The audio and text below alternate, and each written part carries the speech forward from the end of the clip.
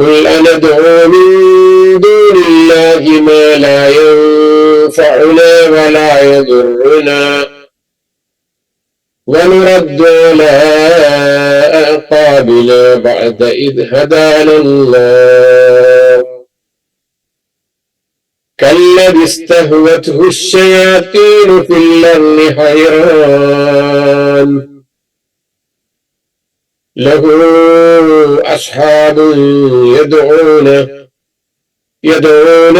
إلى الهدى ائتنا قل إن هدى الله هو الهدى وأمرنا لنسلم لرب العالمين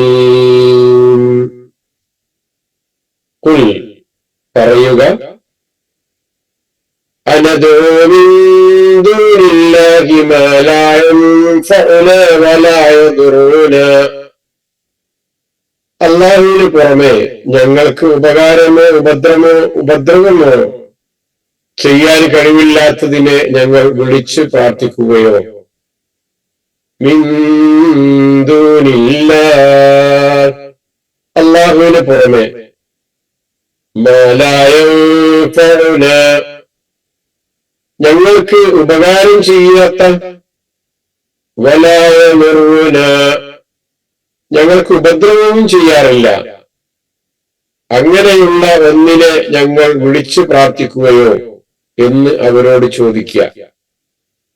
ഒരാളോട് ഒരു സംഗതി ചോദിച്ചാല് അയാൾ എന്തെങ്കിലും ഉപകാരം ചെയ്യാൻ സാധിക്കേണ്ട ആളാണല്ലോ. അല്ലെങ്കിൽ ഉപദ്രവം ചെയ്യുന്ന ആ സംഗതികളാണെങ്കിൽ അവരുടെ ഉപദ്രവത്തിന് തടുക്കാൻ വേണ്ടിയിട്ടെങ്കിലും ചോദിക്കാമായിരുന്നു. ഇത് രണ്ടുമില്ലാത്ത ഈ കേവല കല്ലുകളോട്, മരങ്ങളോട്, അതേപോലെയുള്ള വസ്തുക്കളോട് ഞങ്ങൾ പ്രാർത്ഥിക്കുകയോ എന്ന് ചോദിക്കുക.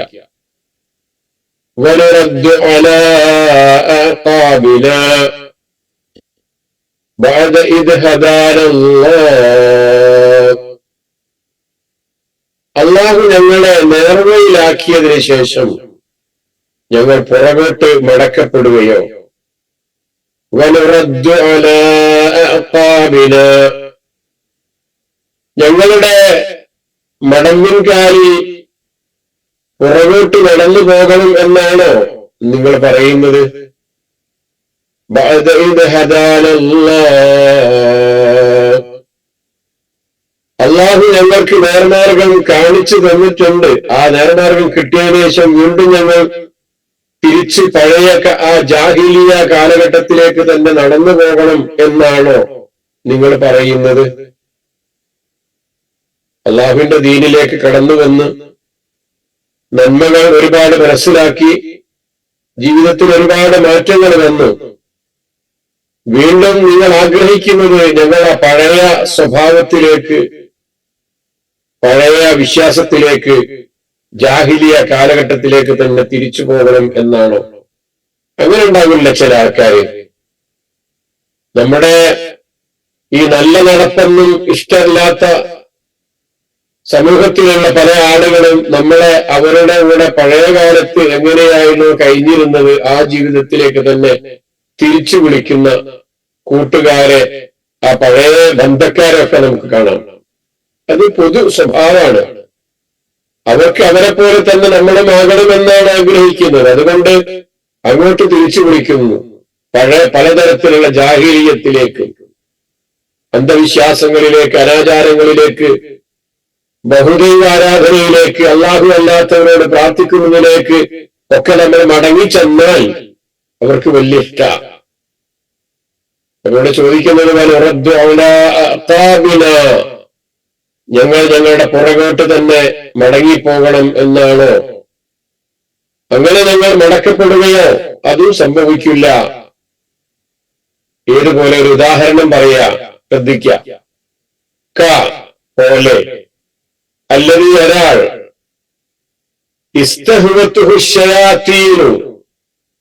പിശാചുക്കൾ അവരെ തട്ടിത്തിരിച്ച് കൊണ്ടുപോകുന്നുണ്ട്. പിള്ളാറിലെ ഭൂമിയിൽ ഹൈറാന എന്നിട്ട് അവൻ അന്താളിച്ച് കഴിയുകയാണ്, അന്തം വിട്ട് നട്ടം തിരിയാണ്. മരുഭൂമിയിൽ എത്തിപ്പെട്ടിട്ട് അവിടെ വഴിയറിയാതെ അന്താളിച്ച് നട്ടം തിരിഞ്ഞു പോകുന്ന ഒരുവൻ, അവനെ അങ്ങോട്ട് എത്തിച്ചത് പിശാചാണ്. പിശാച് അവനെ തട്ടിത്തിരിച്ച് കൊണ്ടുപോയി. ഇസ്തഹുവത്തുഹുശ്ശയാത്തീനു ഹൈറാന, ആ വാക്ക് വിശദീകരിക്കാം ഇൻഷാ അല്ലാഹ്. അത്ഭുതകരമായ ഒരു പ്രയോഗമാണത്. ഏതായിരുന്നാലും ശരിയായ വഴിയിൽ നിന്ന് അവനെ തട്ടിത്തിരിച്ച് പിശാച് കൊണ്ടുപോകുമ്പോ അവൻ അന്താളിച്ച് നിൽക്കുകയാണ്. അവസാനം എന്താണ് വഴിയെന്ന് കൃത്യമായിട്ട് അറിയാതെ ആ പിശാചിന്റെ പ്രേരണക്ക് വശംവദരായി. അങ്ങനെ കഴിഞ്ഞുകൂടാ. അപ്പോ നേർവഴിയിൽ എത്തിച്ചേർന്നതിനു ശേഷം വീണ്ടും പൈശാചികമായ മാർഗത്തിലേക്ക് പോയ ഒരാൾക്ക് പിന്നെ എന്താണ് ശരിയെന്ന് തിരിച്ചറിയാൻ പറ്റാത്ത വിധത്തിൽ അവന്റെ മനസ്സ് ആകെ കലുഷിതമായിരിക്കും. അന്തം വിട്ട് നിൽക്കുന്നവരെ പോലെ ആയിരിക്കും അവൻ. ലഹു അസ്ഹാബു യദ്ഊനഹു ഇലൽ ഹുദഅതിന, ഇങ്ങനെയുള്ള ഒരു വ്യക്തി ഞങ്ങളുടെ അടുത്തിലേക്ക് വരൂ എന്ന് പറഞ്ഞുകൊണ്ട് അവനെ നേർവഴിയിലേക്ക് ക്ഷണിച്ചുകൊണ്ടിരിക്കുന്ന ചില കൂട്ടുകാരും അവനുണ്ട്.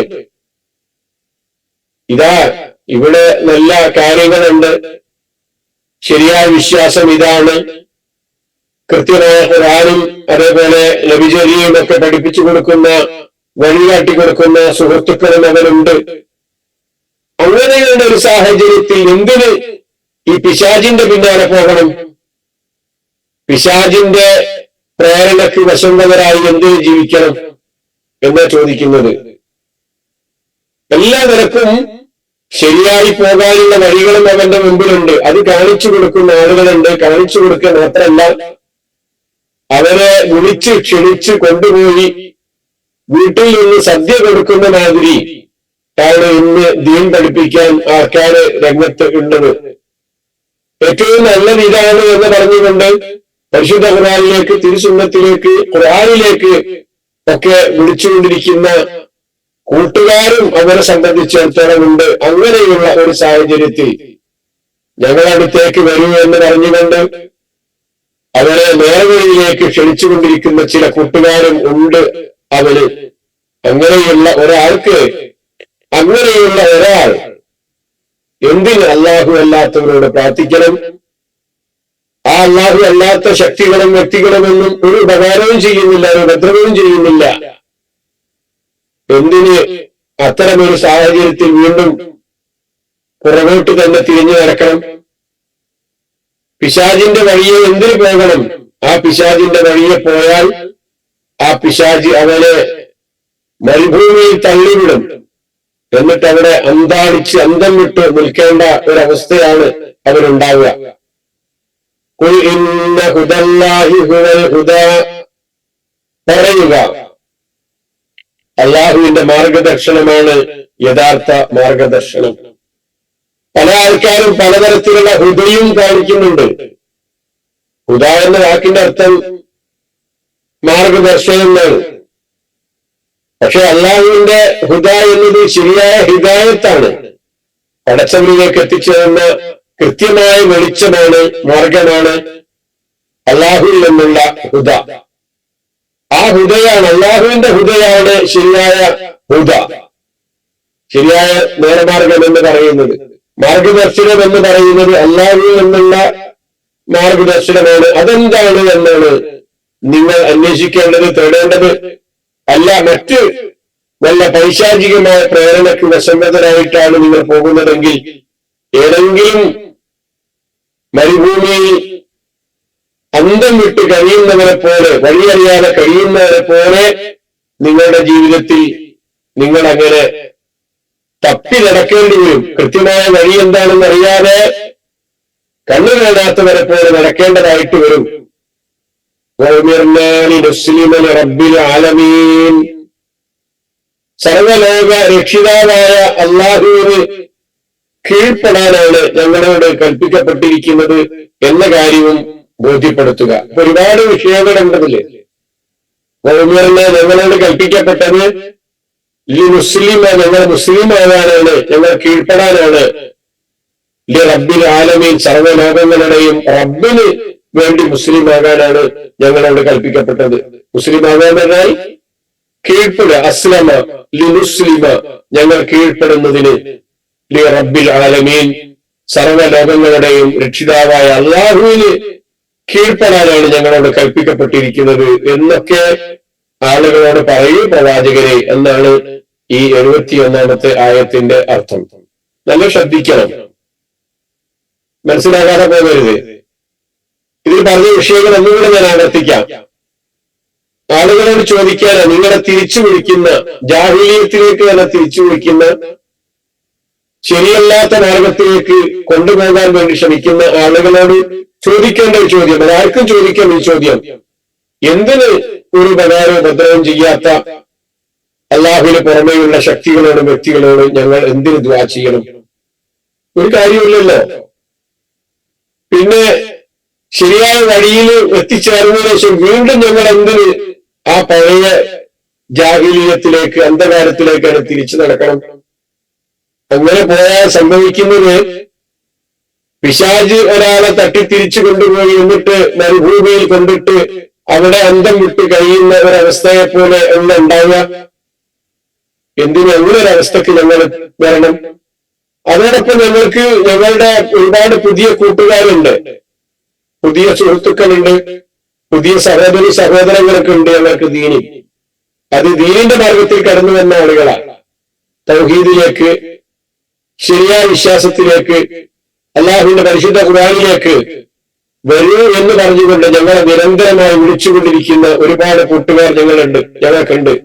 ആ കൂട്ടുകാരെ ഒഴിവാക്കിയിട്ട് എന്തിനു വീണ്ടും ഈ തോന്നിയാസത്തിന്റെ, അവിശ്വാസത്തിന്റെ, ബഹുദൈവ ആരാധനയുടെ ഈ വഴിയിലേക്ക് ഞങ്ങൾ എന്തിന് വരണം എന്ന് അവരോട് ചോദിക്കാം. ഒരു കാര്യം അവരുടെ മുമ്പിൽ പ്രഖ്യാപിക്കുകയും കൂടി ചെയ്യാം. പടച്ചോന്റെ നേരമാർഗം കിട്ടിക്കഴിഞ്ഞാൽ പിന്നെ നിങ്ങളുടെ ഒരാളുടെയും മാർഗദർശനത്തിന് ഞങ്ങൾക്ക് ആവശ്യമില്ല. അതിനേക്കാൾ വലുത് മറ്റൊന്നുമില്ല.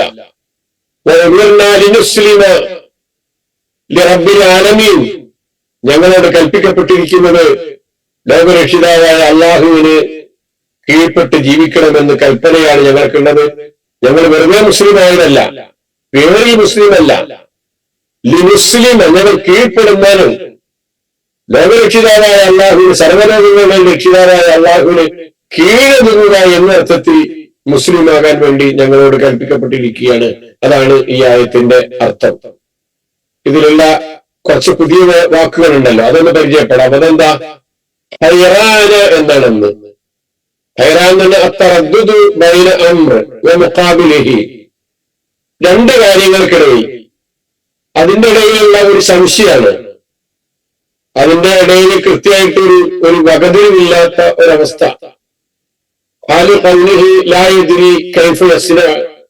എന്ത് ചെയ്യണമെന്നറിയാത്ത ഒരവസ്ഥ ജീവിതത്തിൽ ഉണ്ടാവുക. ഹൈറാൻ എന്ന് പറഞ്ഞാൽ ഹ അല്ലട്ടോ, ഹ ആണ്. ഹൈറാൻ എന്ന് പറഞ്ഞാൽ ഒരു ജിഹത്ത് കാണാതെ, ഒരു വഴി, ഒരു ലക്ഷ്യം കാണാതെ, വഴി ഏതാണെന്ന് കൃത്യമായി അറിയാതെ ഇരിക്കുന്ന ആൾക്കാണ് ഹൈറാൻ എന്ന് പറയാ. പരിഭ്രാന്തനായി, അലയുന്നവനായി, കൺഫ്യൂസ്ഡ് ആണ് വാക്കിന്റെ അർത്ഥം. പിന്നെ അതിൽ വന്ന വാക്ക് ഇസ്തഹുവത്തുഹു. ഇസ്തഹുവത്തുഹു എന്ന വാക്ക് ഹവിയ, യഹുവ എന്നൊക്കെയുള്ള വാക്കുകളിൽ നിന്ന് വന്നതാണ്. ഹവ നമുക്കറിയാം, ദേഹേച്ഛ. അങ്ങനെ ദേഹേച്ഛയെ പിന്തുടർന്നു കൊണ്ടുപോവുക എന്നൊരർത്ഥമുണ്ട്. അതേപോലെ ഖുർആൻ തന്നെ പറഞ്ഞതുപോലെ ഹവാഹു, ഓരോ ഭാഗങ്ങൾ ചില രൂപത്തിൽ പറഞ്ഞത് ഇങ്ങനെ ഈ രൂപത്തിൽ പറഞ്ഞിട്ടുണ്ട്.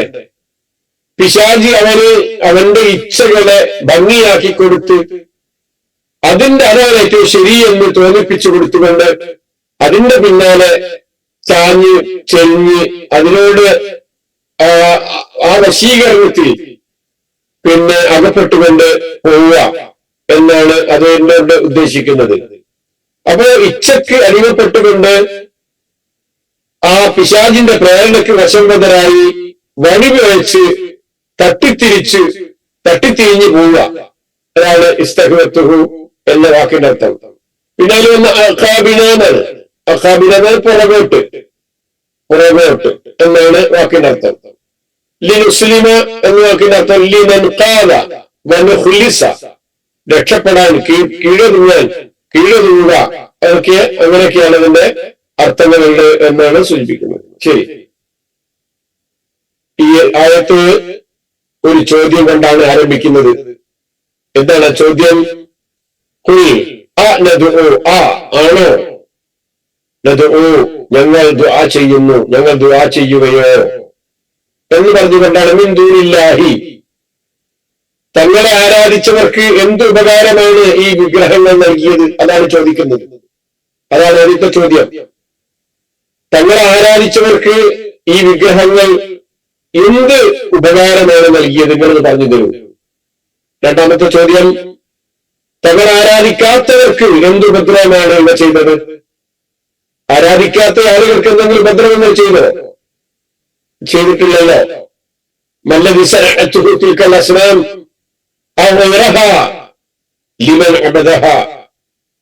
ആ അസ്നാമുകളെ അല്ലെങ്കിൽ അതേപോലെയുള്ള ഭൗതിക ആരാധന നടത്തുന്ന മറ്റു വസ്തുക്കളെ, വിഗ്രഹങ്ങളെ, അവരുടെ ആരാധ്യരെ, അവരൊക്കെ ആരാധിച്ചതുകൊണ്ട് ഈ ആരാധിക്കുന്നവർക്ക് എന്ത് നേട്ടമാണ് ജീവിതത്തിൽ കിട്ടുന്നത്? അതുകൊണ്ട് അതേപോലെ തന്നെ അവരെ ആരാധിക്കാതിരുന്നത് കൊണ്ട്, വിളിച്ചു പ്രാർത്ഥിക്കാതിരുന്നത് കൊണ്ട് ആ ബിംബങ്ങളും വിഗ്രഹങ്ങളും ശൈഖന്മാരും ഒക്കെ എന്ത് ഉപദ്രവമാണ് അല്ലാത്തവർക്ക് ചെയ്തത്? ഇവരെന്ന് പറഞ്ഞു തരുമോ? കൃത്യമായിട്ട് പറഞ്ഞു കൊടുക്കാൻ അവരുടെ മുമ്പിൽ ഒന്നും തന്നെ ഇല്ല. ആ ചോദ്യമാണ് ഇവിടെ ആദ്യമായി ഉന്നയിക്കുന്നത്. രണ്ടാമത്തത്,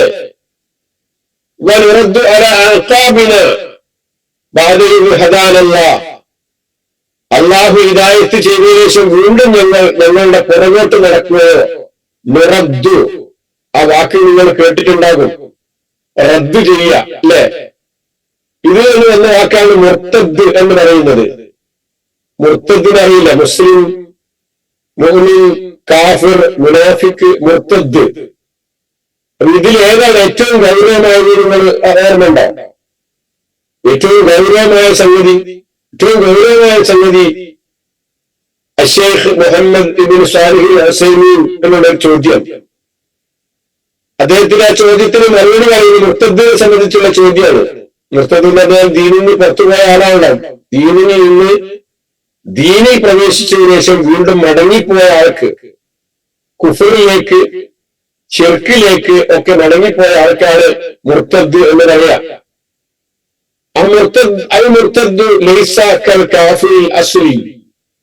ഒറിജിനൽ കാഫിറിനെ പോലെയല്ല മുർത്തദിനെ കണക്കാക്കുക.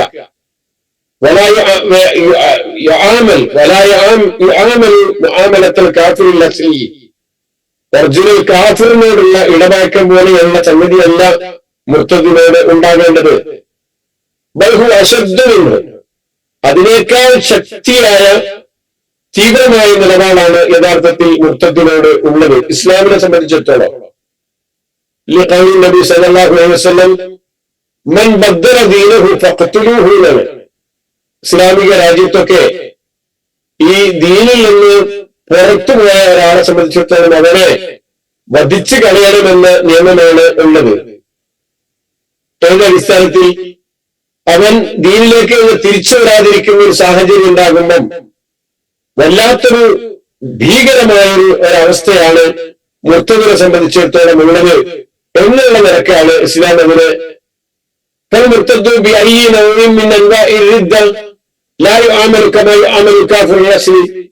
ഏത് തരത്തിലുള്ള കാര്യങ്ങളിലാണെങ്കിലും ഒരു അസ്ലി കാഫിറിനോട് ഇടപഴകുന്നത് പോലെയുള്ള പെരുമാറ്റമല്ല, അല്ലെങ്കിൽ ഇടപഴക്കുകളല്ല.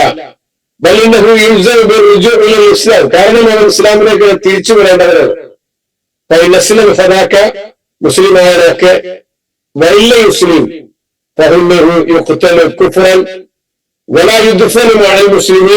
മുസ്ലിങ്ങളുടെ കൂടെ ദഫൻ ചെയ്യാൻ പാടില്ല. വലാ യുസല്ലി അലൈഹി, അവന് ജനാസ നമസ്കരിക്കാൻ പാടില്ല. വഅലാ ഹാദാ ഫനഖൂൽ ഇന്ന ഹാദൽ മുർത്തദ ലാ യുംകിനു അൻ യഈശ. അതുകൊണ്ട് ഇത്തരത്തിലുള്ള കാരണങ്ങൾ ഉള്ളത് കൊണ്ടാണ് യഥാർത്ഥത്തിൽ അവൻ ജീവിക്കാൻ തന്നെ അവകാശമില്ലാത്തവരാണ് എന്ന ശക്തമായ നിലപാട് ഇസ്ലാം എടുക്കാനുള്ള കാരണം എന്നൊക്കെ അദ്ദേഹം വിശദീകരിക്കുന്നുണ്ട്.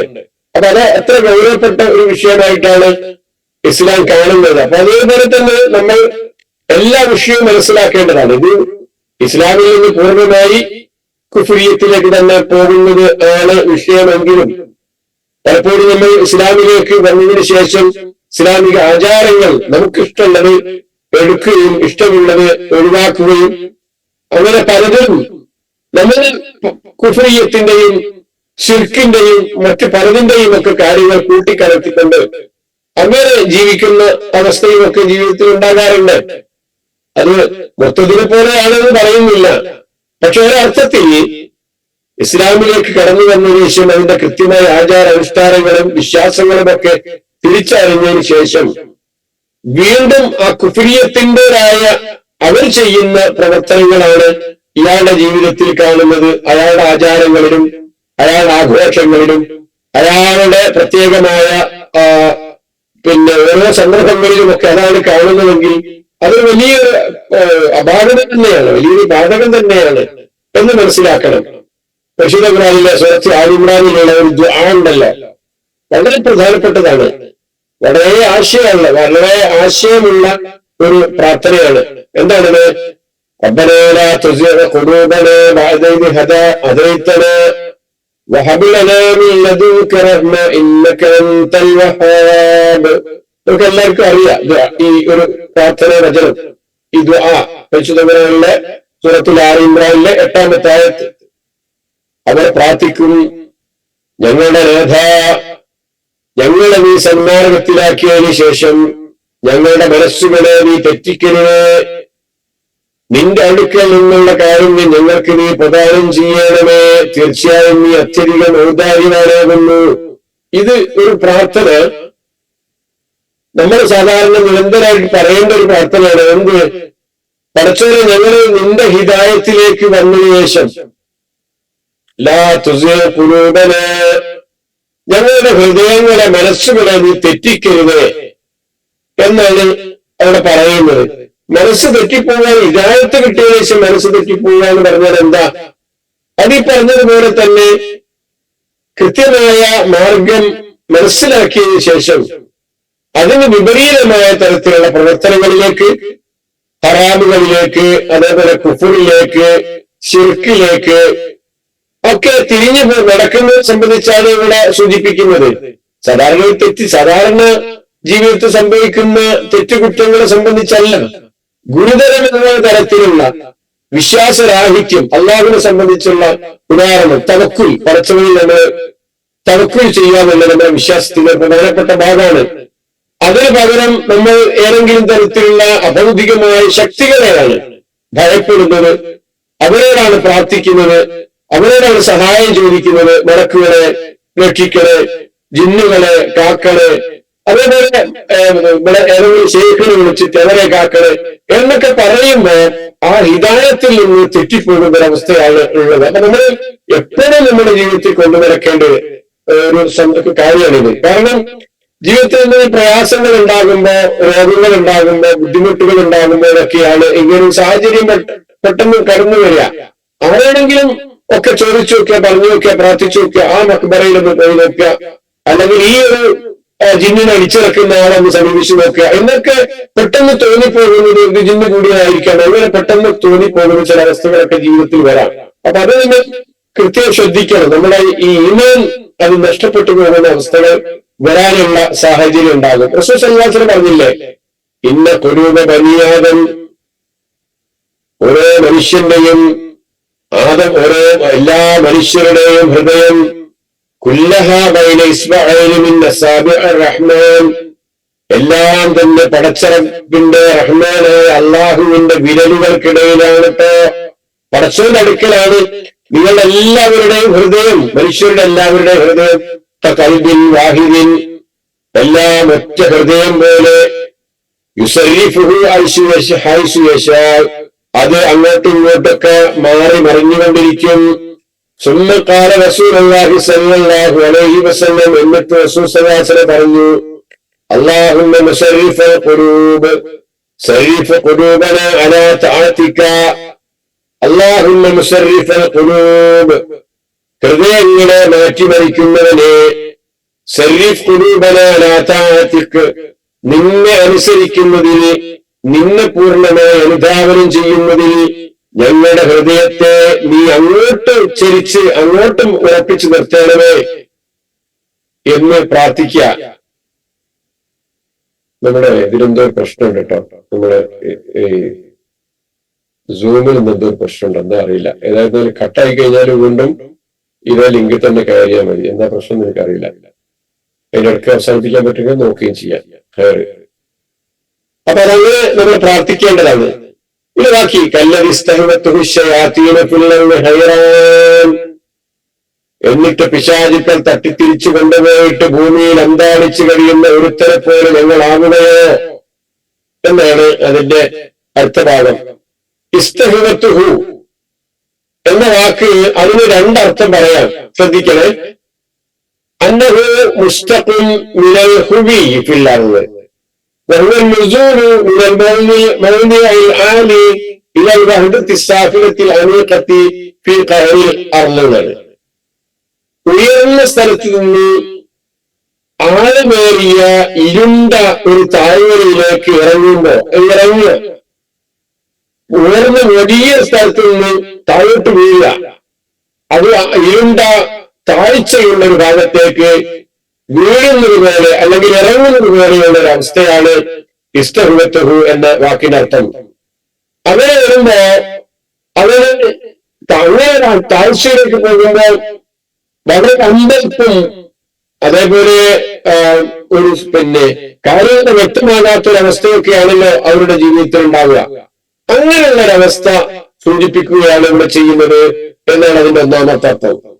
രണ്ടാമത്തെ അർത്ഥം അന്നഹു മുസ്തഖും മിൻ ഇത്തിബാഇൽ ഹവാ വൽ മൈൽ, നേരത്തെ പറഞ്ഞതുപോലെ ആഗ്രഹങ്ങളും ഇച്ഛകളും ഒക്കെ പിന്തുടർന്നുകൊണ്ട് പോകുന്ന ഒരാള്, അവർക്കും തന്നെ അവർ വലിയ ആശയക്കുഴപ്പത്തിലായിരിക്കും ഉണ്ടാകുക.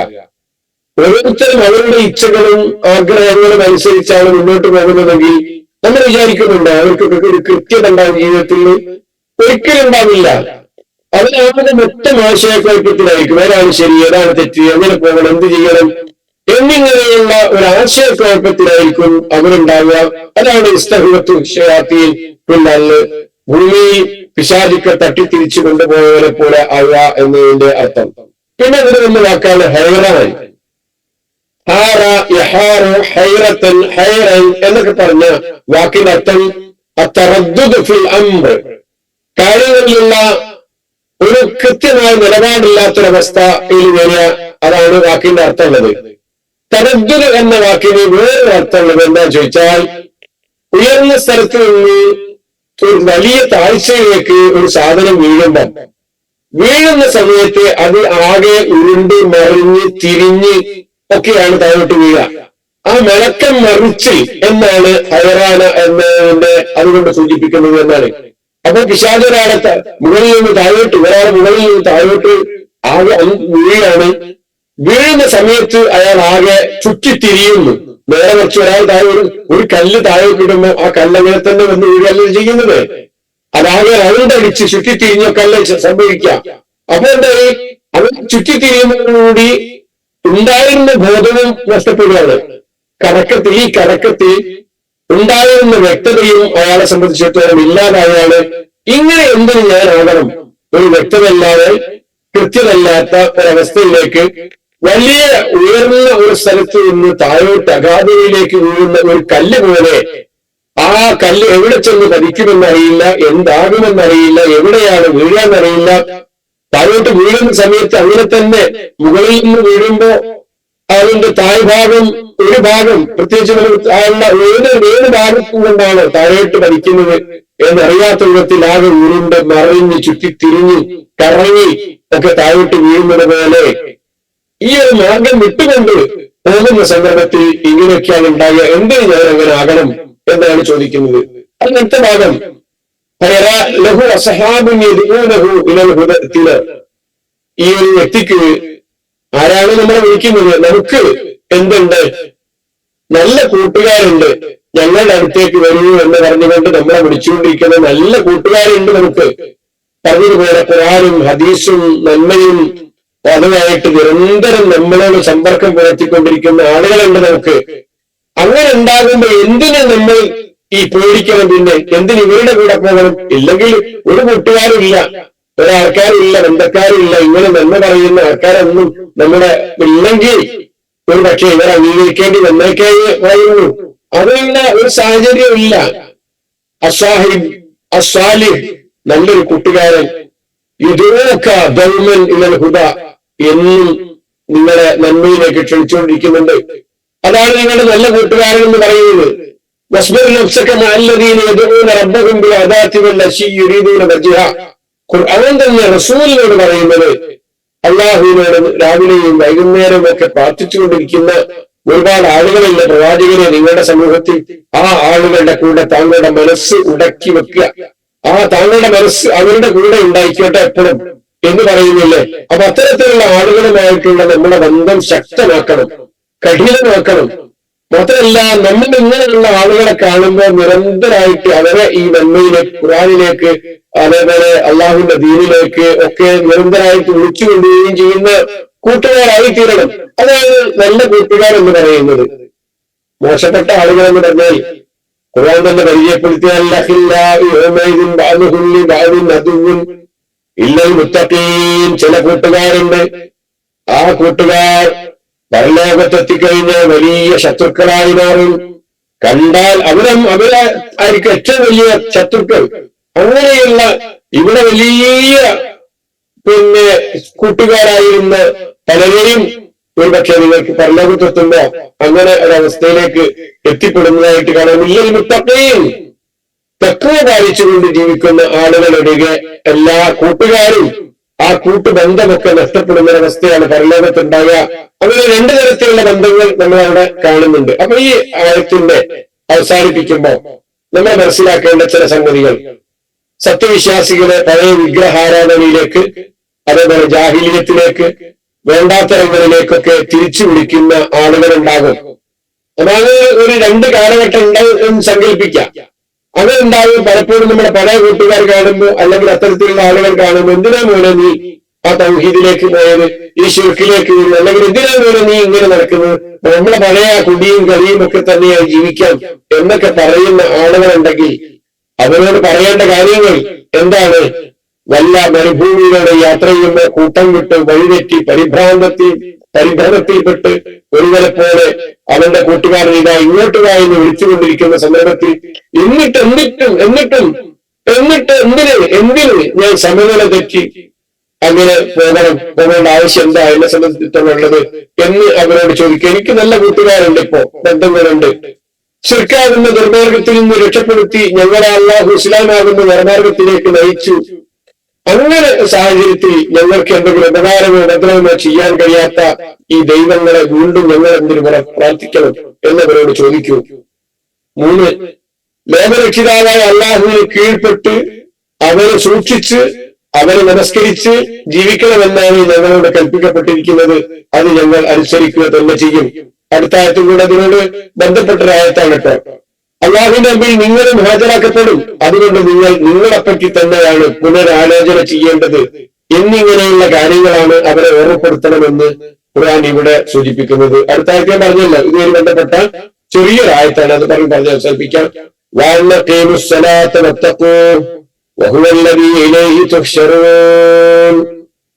നിങ്ങൾ നമസ്കാരം മുറപ്രകാരം നിർവഹിക്കണമെന്നും അവനെ സൂക്ഷിക്കണമെന്നും കൽപ്പിക്കപ്പെട്ടിരിക്കുന്നു. അവങ്കലേക്കായിരിക്കും നിങ്ങളെല്ലാം ഒരുമിച്ച് കൂട്ടപ്പെടുന്നത്. ഇതും കൂടെ അവരോട് പറയണമെന്നാണ്. നിങ്ങൾ നമസ്കാരം മുറപ്രകാരം നിർവഹിക്കണം. അവനെ സൂക്ഷിക്കുകയും ചെയ്യണം. ബഹുവല്ലതിയിലേക്ക് തുക്ഷറും, അവങ്കലേക്കാണ്, ആ അല്ലാഹുവിലേക്കാണ് നിങ്ങളെല്ലാം ഒരുമിച്ച് കൂട്ടപ്പെടുന്നത് എന്ന കാര്യവും അവരോട് പറയാനാണ്. എങ്ങനെയാ അള്ളാഹുവിന് നമ്മൾ കീഴ്പ്പെടുക? ലിമുസ്ലിം റബ്ബിൽ ആലമീൻ. നമ്മളെങ്ങനെ അള്ളാഹുവിന് മുസ്ലിം ആകുക? ഒന്ന് നമ്മുടെ അവയവങ്ങളെ കൊണ്ട്, രണ്ട് നമ്മുടെ മനസ്സുകൊണ്ട്. അവയവങ്ങൾ വെച്ചുകൊണ്ട് ചെയ്യുന്ന പ്രവർത്തികളെ വെച്ച് ഏറ്റവും പ്രധാനപ്പെട്ടത് എന്താണ്? നമസ്കാരം. അതുകൊണ്ട് അവിടെ പറഞ്ഞു, നമസ്കാരം പറഞ്ഞു. അതേപോലെ നമ്മുടെ മനസ്സുകൊണ്ട് ഉണ്ടാകേണ്ട ഏറ്റവും പ്രധാനപ്പെട്ട സംഗതി എന്താ? അത് തഖ്വയാണ്, നമ്മുടെ ഉള്ളിലുണ്ടാകേണ്ട. അപ്പൊ ആ ഒരു തഖ്വയാണ് രണ്ടാമത് അവിടെ എടുത്തു പറഞ്ഞിരിക്കുന്നത്. തഖ്വ എന്ന് പറഞ്ഞാൽ എന്താ? വിട്ടുനിൽക്കേണ്ട കാര്യങ്ങളിൽ നിന്ന് വിട്ടുനിൽക്കുക, ചെയ്യേണ്ട കാര്യങ്ങൾ പുറപ്രകാരം ചെയ്യുക. നമസ്കരിക്കുക എന്ന് പറയുമ്പോൾ നമസ്കാരം ഒഴിവാക്കാതിരിക്കുക. അതേപോലെ അവസാനിപ്പിക്കുമ്പോൾ ഇങ്ങനെയാണ്. അപ്പൊ ഈ ആയത്തും കൂടെ അതിനോട് ബന്ധപ്പെട്ട് കൊണ്ടുവരുന്നത് എന്താണ് ബന്ധം? അള്ളാഹുവിന് കീഴ്പ്പെടണം എന്നാണ് ഞങ്ങളോട് കൽപ്പിക്കപ്പെട്ടിരിക്കുന്നത് എന്ന കാര്യം ഞങ്ങൾ ബോധ്യപ്പെടുത്തണം. ലിനുസ്ലിമ, മുസ്ലിം ആകണം, കീഴൊതുങ്ങണം. അള്ളാഹുവിന് കീഴൊതുങ്ങുക എന്ന് പറയുമ്പോൾ എന്താണ് അതിലൂടെ പ്രധാനപ്പെട്ട സംഗതികൾ?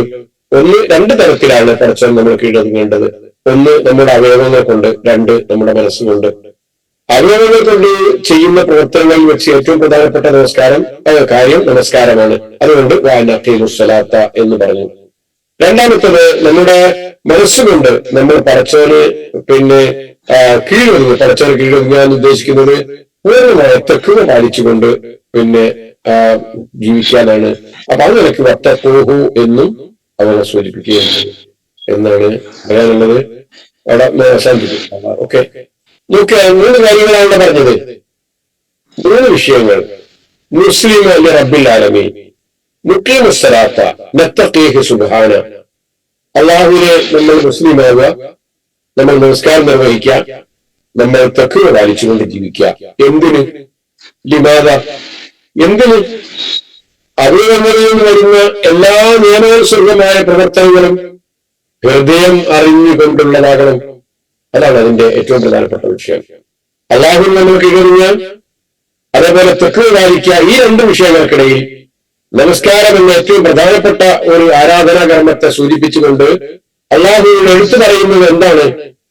ആ നമസ്കാരമായി മാറണമെങ്കിൽ അതിന്റെ കൃത്യത, നമസ്കാരത്തെ സംബന്ധിച്ചിടത്തോളം അത് പൂർണ്ണാർത്ഥത്തിൽ അത് ഒരാളുടെ ജീവിതത്തിൽ ഉപകാരപ്പെടുന്നതായി മാറണമെങ്കിൽ വത്തഖൂഹു, അല്ലാഹുവിനെ സൂക്ഷിക്കുക, തഖ്വ ഉണ്ടാവുക.